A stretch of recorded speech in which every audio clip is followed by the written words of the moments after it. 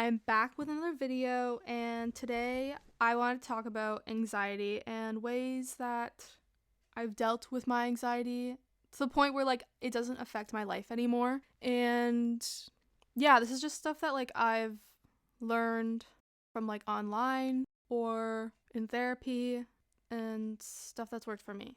And yeah, so a little backstory from my like teen years, like 15, sort of 18 is when I started like really working on it, and doing like a lot of self-work, like 18, 19. It used to like, my anxiety used to rule my life, and I wouldn't be able to do anything without overthinking, and I never got started on anything I wanted to do, and I never tried any new things. I couldn't leave my room, and I struggled to talk to new people, and yeah, I just like stopped living my life because of my fears and anxious thoughts.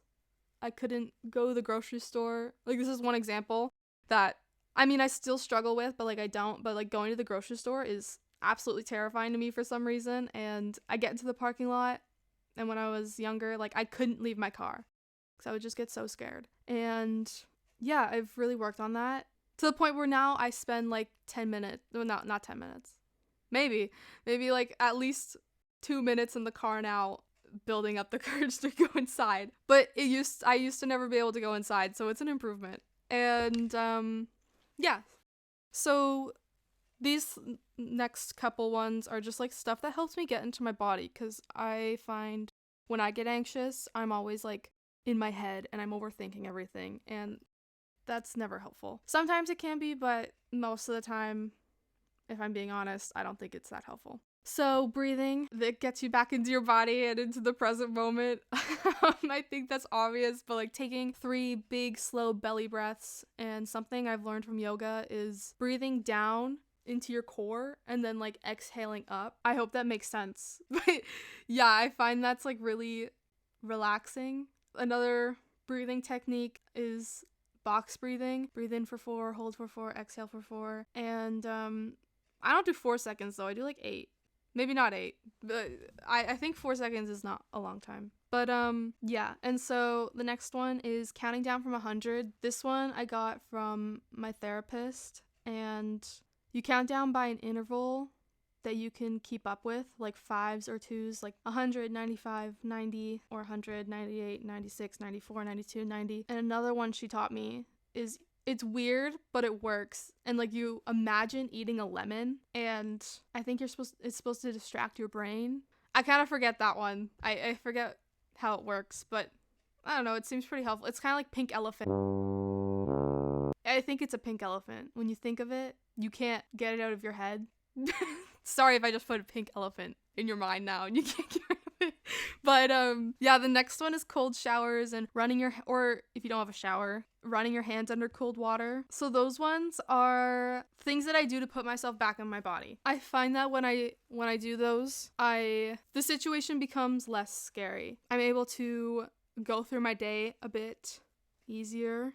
Not easier, but calmer, and I can make decisions. And like the grocery store, I take 3 big breaths and I feel a little bit better. So yeah, so once I'm present in my body, these next 2 techniques, when I'm scared to try something new, it's mostly when I'm like nervous to walk into a place, like if I have an appointment at the doctor's, or I keep using the grocery store because they really scare me.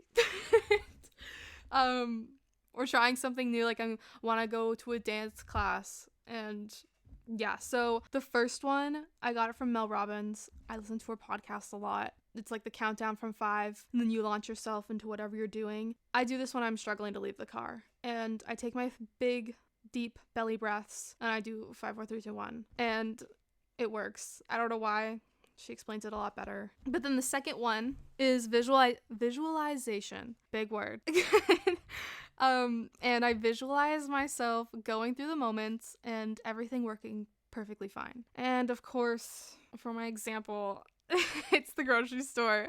And walking down the aisles, I visualize myself finding everything I need and then going to the checkout and everything running smoothly. I'm really into manifestation, so for me, I love this one. And if you're not into that, all good. Science says that thoughts produce the same mental instructions as actions. I'll leave the link below to that article, but it basically tricks your mind into like thinking that it's real. That's what I get from it. That's my interpretation of what it said. And if you're really scared to like talk to new people, I literally searched up how to talk to people and I just started there because where else do you start when you're trying to learn something new? I think being able to hold a conversation and being good at talking to people is a skill, and I think it's like an annoying skill because you need to have someone else to talk to get better at it. And it has taken me a long time. Like, I think last year I kind of became conscious of the fact that like, whoa, I'm not actually overthinking anything right now when I'm talking to new people at my job and